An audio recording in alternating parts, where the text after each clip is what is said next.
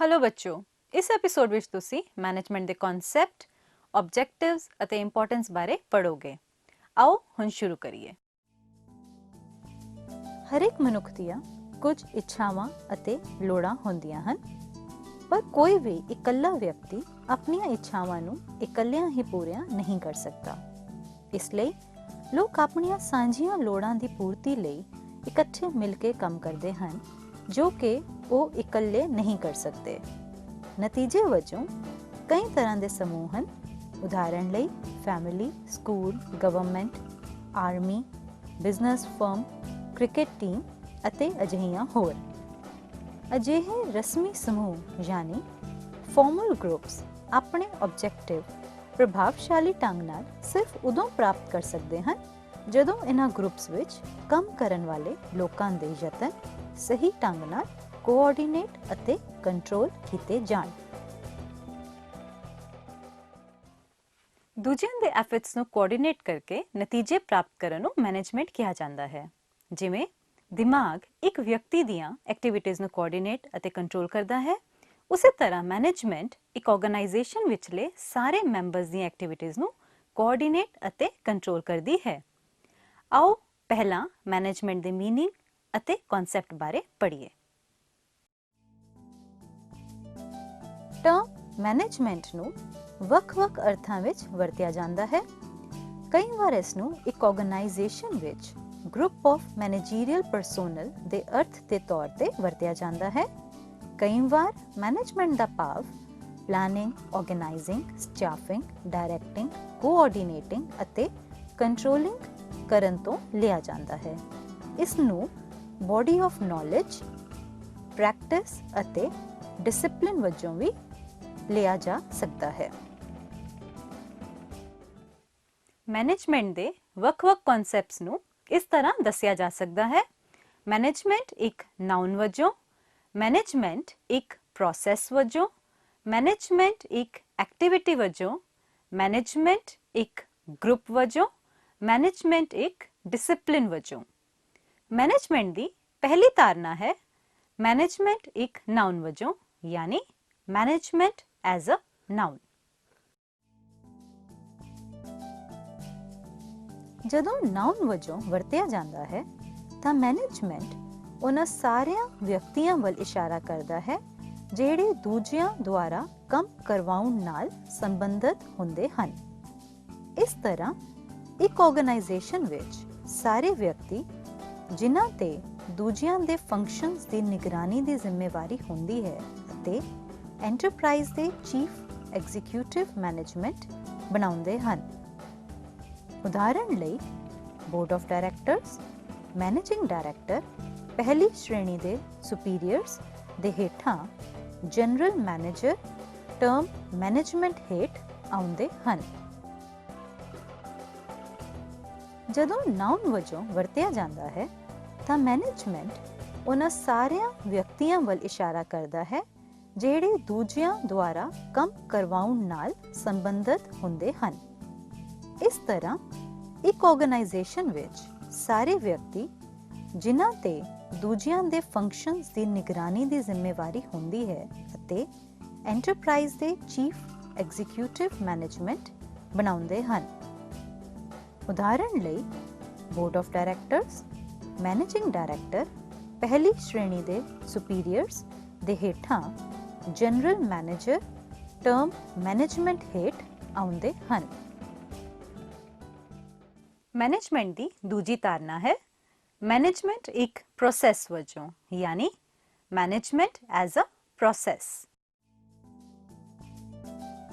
Management ਨੂੰ ਜਦੋਂ ਇੱਕ ਪ੍ਰੋਸੈਸ ਵਿਧੀ ਵਜੋਂ ਲਿਆ ਜਾਂਦਾ ਹੈ ਤਾਂ ਉਹ ਉਹਨਾਂ ਸਾਰੇ ਫੰਕਸ਼ਨਸ ਵੱਲ ਇਸ਼ਾਰਾ ਕਰਦਾ ਹੈ ਜਿਹੜਾ ਇੱਕ ਮੈਨੇਜਰ ਕਰਦਾ ਹੈ। ਪਲਾਨਿੰਗ, ਆਰਗੇਨਾਈਜ਼ਿੰਗ, ਸਟਾਫਿੰਗ, ਡਾਇਰੈਕਟਿੰਗ, ਕੋਆਰਡੀਨੇਟਿੰਗ ਅਤੇ ਕੰਟਰੋਲਿੰਗ ਦੇ ਫੰਕਸ਼ਨਸ ਮੈਨੇਜਮੈਂਟ ਦੇ ਕੰਮ ਹੇਠ ਆਉਂਦੇ ਹਨ।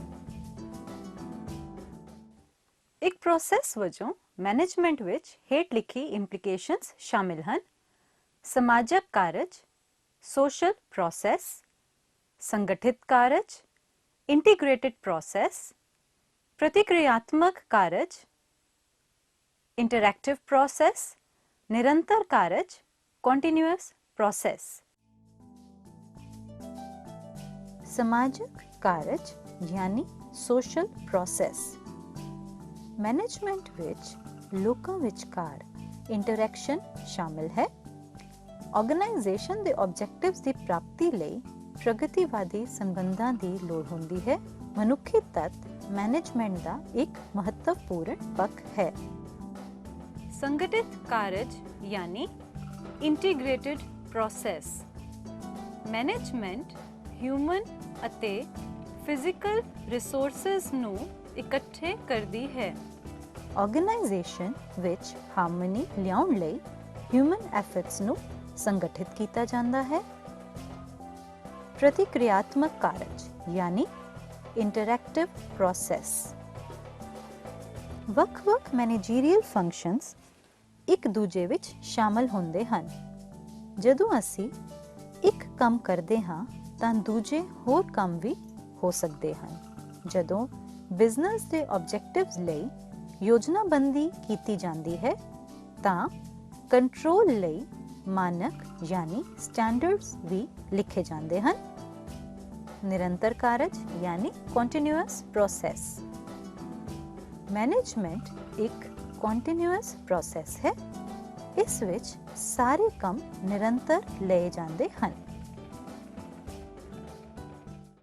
मैनेजमेंट की तीजी धारणा है मैनेजमेंट एक एक्टिविटी वजों यानी मैनेजमेंट एज एन एक्टिविटी। होर एक्टिविटीज जिमें प्लेइंग, स्टडिंग, टीचिंग आदि वांग ही मैनेजमेंट भी एक एक्टिविटी है। एक मैनेजर दूजियां दे एफर्ट्स नाल प्राप्तियां करता है। मैनेजर्स आम तौर ते हेठ लिखियां एक्टिविटीज करते हैं। अंतर व्यक्ति क्रियावां, इंटरपर्सनल एक्टिविटीज, निर्णयात्मक क्रियावां, डिसीजनल एक्टिविटीज, सूचनात्मक क्रियावां, इंफॉर्मेटिव एक्टिविटीज। अंतर व्यक्ति क्रियावां यानी इंटरपर्सनल एक्टिविटीज। एक मैनेजर ने अपने सबऑर्डिनेट्स के नाल सुपीरियर्स नाल भी इंटरैक्ट करना हुंदा है। उसने ऑर्गेनाइजेशन तो बाहरले लोकां नाल भी संपर्क रखना हुंदा है। Interpersonal activities social functions subordinate नू मोटिवेट करना, क्लाइंट्स नाल संबंध स्थापित करना अते अजिहियां एक्टिविटीज तो मिलके बनती है। निर्णयात्मक क्रियावां यानी डिसीजनल एक्टिविटीज। एक मैनेजर ने बहुत तरह के डिसीजंस लेने होंदे हैं जिमें allocation of resources, initiating new projects, bargaining with outsiders आदि। एक मैनेजर ने टारगेट्स फिक्स करने, क्वालिटी स्टैंडर्ड्स स्थापित करने, एग्जीक्यूटिंग प्रोजेक्ट्स लई टाइम फ्रेम स्पेसिफाई करना आदि भी करने होंदे हैं। मैनेजरियल डिसीजंस सबऑर्डिनेट से काम का आधार बनते हैं। सूचनात्मक क्रियावां यानी इंफॉर्मेटिव एक्टिविटीज। एक यूनिट नू प्रभावशाली ढंग नाल चलाउण लई एक मैनेजर नू ऑर्गेनाइजेशन दे अंदर अते बाहर निरंतर संचार करना पैंदा है। वो टास्क्स, सिचुएशंस अते पर्सनस दे संबंध विच सूचनावां प्राप्त अते प्रदान करता है। मैनेजमेंट की चौथी धारणा है मैनेजमेंट एक समूह वजों यानी मैनेजमेंट एज अ ग्रुप। एक ग्रुप वजों मैनेजमेंट तो भाव उन्हां तो है जेड़े मैनेजमेंट दियां एक्टिविटीज करते हैं। मैनेजमेंट विच group, chief executive, departmental managers, sectional officers, supervisors अते इस तरह अगे होर नाल मिलके बनता है। मैनेजमेंट एक इकल्ले व्यक्ति नाल नहीं चलती, सगों उन्हां सारियां व्यक्तियां तो मिल के चलती है जेड़े वख-वख अहुदियां ते काम करते हैं। ਵੱਖ-ਵੱਖ ਤਰ੍ਹਾਂ ਦੇ ਮੈਨੇਜਰਸ ਹੋ ਸਕਦੇ ਹਨ, ਫੈਮਿਲੀ ਮੈਨੇਜਰਸ, ਪ੍ਰੋਫੈਸ਼ਨਲ ਮੈਨੇਜਰਸ ਅਤੇ ਸਿਵਲ ਸਰਵੈਂਟਸ। ਪਰਿਵਾਰਕ ਮੈਨੇਜਰਸ ਯਾਨੀ ਫੈਮਿਲੀ ਮੈਨੇਜਰਸ, ਇਸ ਤੋਂ ਭਾਵ ਉਹਨਾਂ ਵਿਅਕਤੀਆਂ ਤੋਂ ਹੈ ਜਿਹੜੇ ਮਾਲਕ ਜਾਂ ਮਾਲਕਾਂ ਦੇ ਸੰਬੰਧੀ ਹੋਣ ਕਰਕੇ ਮੈਨੇਜਰਸ ਬਣ ਜਾਂਦੇ ਹਨ। ਪ੍ਰੋਫੈਸ਼ਨਲ ਮੈਨੇਜਰਸ ਇਹ ਉਹ ਵਿਅਕਤੀ ਹੁੰਦੇ ਹਨ ਜਿਨ੍ਹਾਂ ਨੂੰ ਉਹਨਾਂ ਦੀਆਂ ਕੁਆਲੀਫਿਕੇਸ਼ਨਸ ਅਤੇ ਐਕਸਪੀਰੀਅੰਸ ਆਦਿ ਦੇ ਆਧਾਰ ਤੇ ਮੈਨੇਜਰ ਨਿਯੁਕਤ ਕੀਤਾ ਜਾਂਦਾ ਹੈ।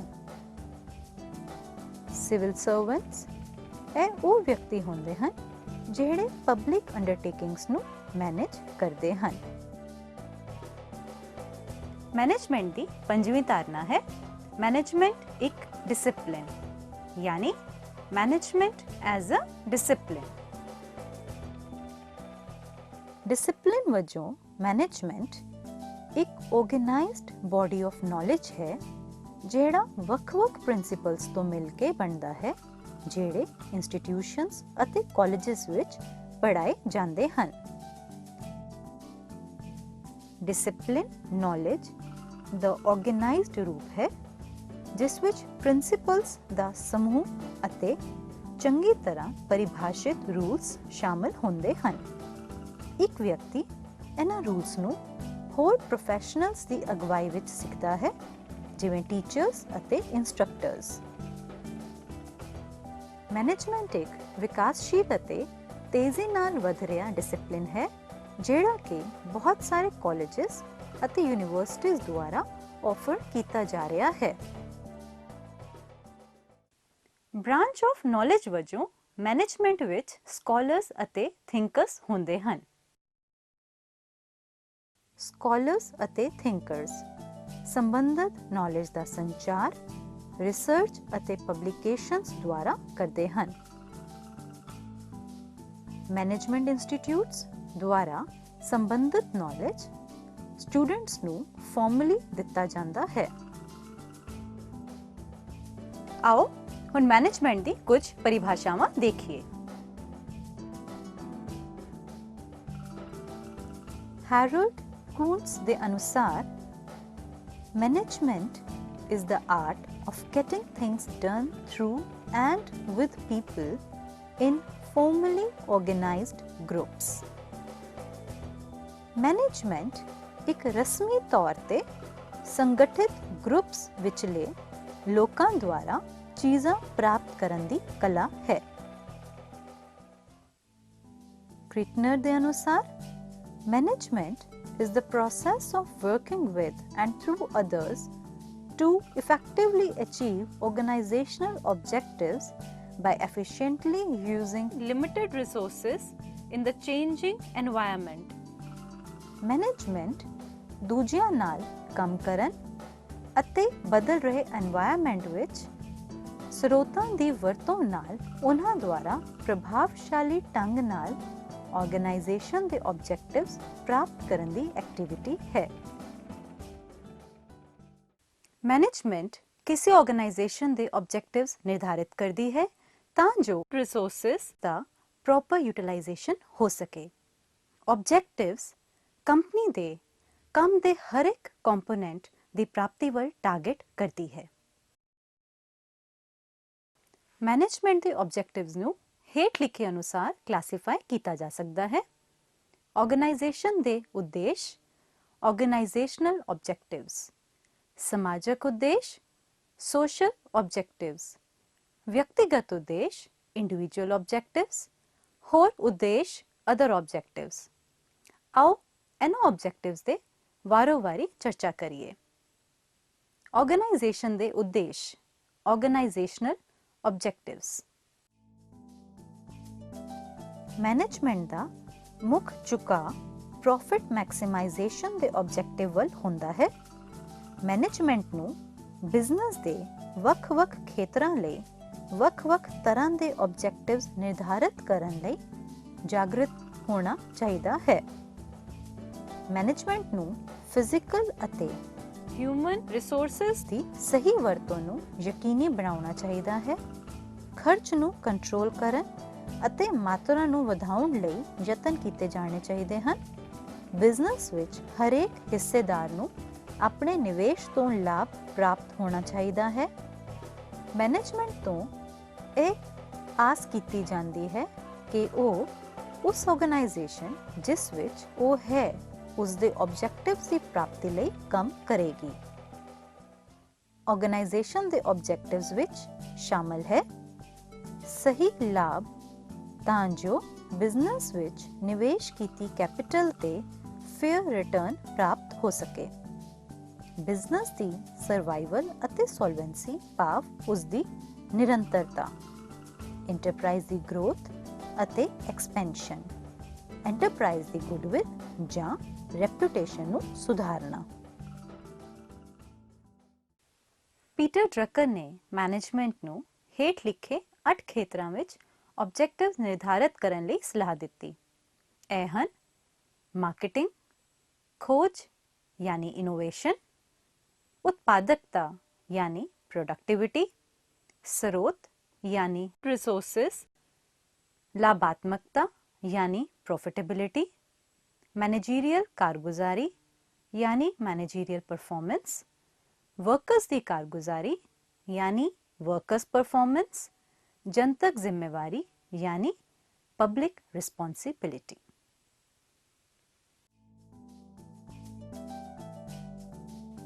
मार्केटिंग बिजनेस की मार्केट लई अपने कॉम्पीटिटर्स ਅਤੇ ਆਪਣੇ ਆਬਜੈਕਟਿਵਸ ਲਈ ਪਹੁੰਚ। ਇਨੋਵੇਸ਼ਨ ਮੈਨੇਜਮੈਂਟ ਨੂੰ ਰਿਸਰਚ ਅਤੇ ਡਿਵੈਲਪਮੈਂਟ ਦੇ ਪ੍ਰੋਜੈਕਟਸ ਅਤੇ ਕੰਮ ਦੀਆਂ ਨਵੀਆਂ ਵਿਧੀਆਂ ਲਈ ਆਬਜੈਕਟਿਵ ਨਿਰਧਾਰਿਤ ਕਰਨੇ ਚਾਹੀਦੇ ਹਨ। ਪ੍ਰੋਡਕਟਿਵਿਟੀ ਦੇ ਪੱਧਰ ਅਤੇ ਉਹਨਾਂ ਦੀ ਪ੍ਰਾਪਤੀ ਲਈ ਟਾਰਗੇਟਸ ਨਿਰਧਾਰਿਤ ਕੀਤੇ ਜਾਣੇ ਚਾਹੀਦੇ ਹਨ। ਸਰੋਤ ਯਾਨੀ ਰਿਸੋਰਸਿਸ ਬਿਜ਼ਨਸ ਵਿੱਚ ਰਿਸੋਰਸਿਸ ਨੂੰ ਪ੍ਰਾਪਤ ਕਰਨ ਅਤੇ ਉਹਨਾਂ ਦੀ ਵਰਤੋਂ ਕਰਨ ਦੇ ਟਾਰਗੇਟਸ ਹੋਣੇ ਚਾਹੀਦੇ ਹਨ। ਪ੍ਰੋਫਿਟੇਬਿਲਿਟੀ ਨਿਵੇਸ਼ ਤੇ ਰਿਟਰਨ ਦੇ ਟਾਰਗੇਟਸ ਹੋਣੇ ਚਾਹੀਦੇ ਹਨ ਜਿਹੜੇ ਕੰਪਨੀ ਨੂੰ ਪ੍ਰਾਪਤ ਕਰਨ ਦੇ ਯਤਨ ਕਰਨੇ ਚਾਹੀਦੇ ਹਨ। ਮੈਨੇਜਰੀਅਲ ਪਰਫਾਰਮੈਂਸ ਅਤੇ ਡਿਵੈਲਪਮੈਂਟ ਲਈ टारगेट्स निर्धारित किए जाने चाहिए हैं। विशेष टारगेट्स होने चाहिए हैं जेड़े मैनेजमेंट ने प्राप्त करने होंदे हैं। वर्कर्स परफॉर्मेंस वर्कर्स नू प्रोडक्टिविटी दी दर दिती होनी चाहिए है जेड़ी उन्होंने प्राप्त करनी होंदी है। वर्कर्स दा काम दे प्रति पॉजिटिव एटीट्यूड होना चाहिए है। पब्लिक रिस्पॉन्सिबिलिटी कंपनी दी कंज्यूमर्स ਅਤੇ सोसाइटी प्रति जिम्मेवारी स्पष्ट की होनी चाहिए है ਅਤੇ ਉਹਨਾਂ ਨੂੰ प्राप्त करन दे मेजर्स भी दिते होने चाहिए हैं। मैनेजमेंट दे ऑब्जेक्टिव्स दी अगली श्रेणी सोशल ऑब्जेक्टिव्स है।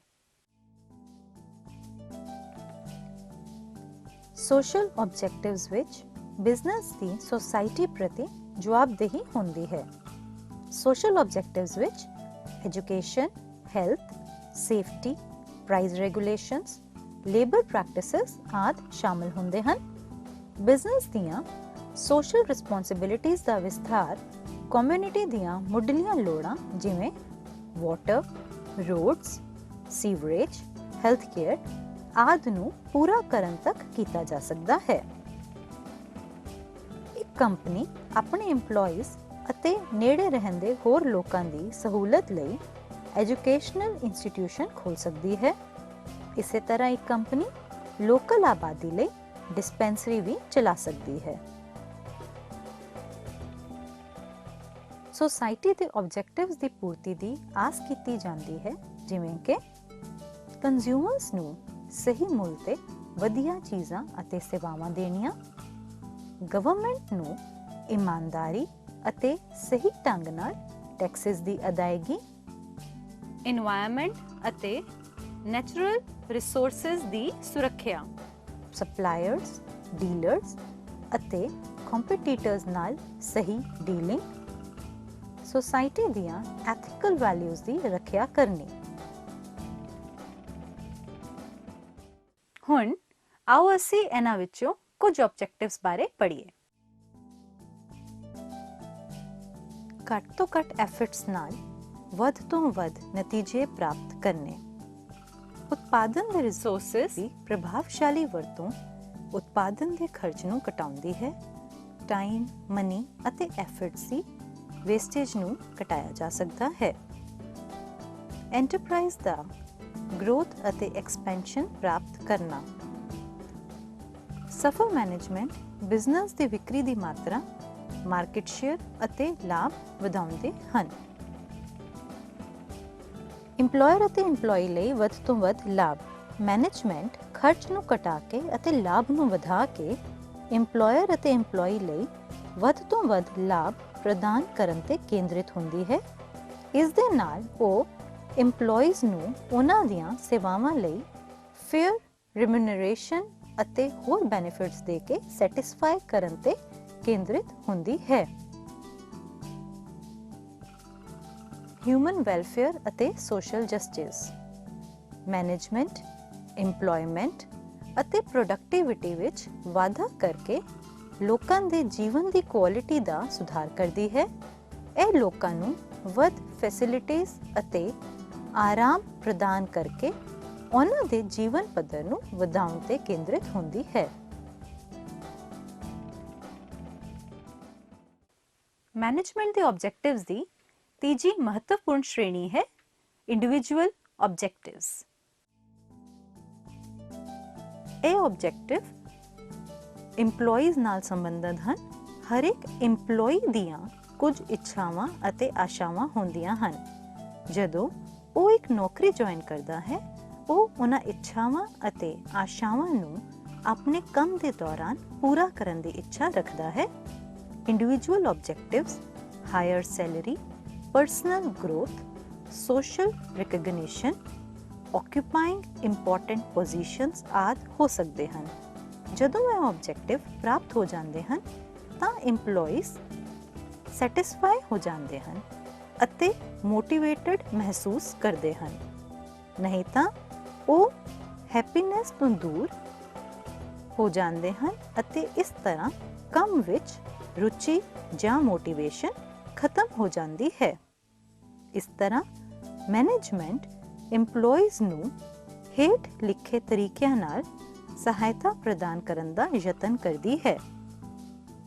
ਕੀਤੇ ਕੰਮ ਲਈ ਫੇਅਰ ਰਿਮੂਨਰੇਸ਼ਨ ਪ੍ਰਦਾਨ ਕਰਨਾ, ਸਹੀ ਵਰਕਿੰਗ ਕੰਡੀਸ਼ਨਸ ਪ੍ਰਦਾਨ ਕਰਨਾ, ਟ੍ਰੇਨਿੰਗ ਐਂਡ ਡਿਵੈਲਪਮੈਂਟ ਲਈ ਅਵਸਰ ਪ੍ਰਦਾਨ ਕਰਨੇ, ਮੈਨੇਜਮੈਂਟ ਵਿੱਚ ਭਾਗੀਦਾਰੀ ਅਤੇ ਐਂਟਰਪ੍ਰਾਈਜ਼ ਦੀ ਪ੍ਰੋਸਪੈਰਿਟੀ, ਸੇਵਾ ਦੀ ਸਹੀ ਸੁਰੱਖਿਆ।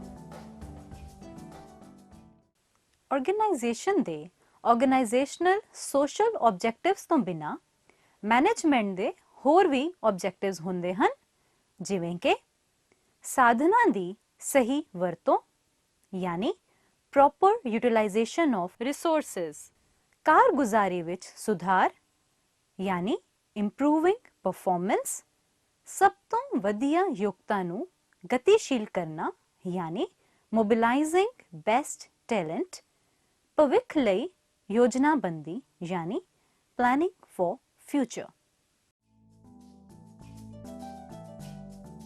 Proper utilisation of resources. Management ਦਾ ਮੁੱਖ ਆਬਜੈਕਟਿਵ ਐਂਟਰਪ੍ਰਾਈਜ਼ ਦੇ ਵੱਖ-ਵੱਖ ਸਾਧਨਾਂ ਨੂੰ ਘੱਟ ਖਰਚੀਲੇ ਢੰਗ ਨਾਲ ਵਰਤਣਾ ਹੈ। ਮੈਨ, ਮਟੀਰੀਅਲ, ਮਸ਼ੀਨਸ ਅਤੇ ਮਨੀ ਦੀ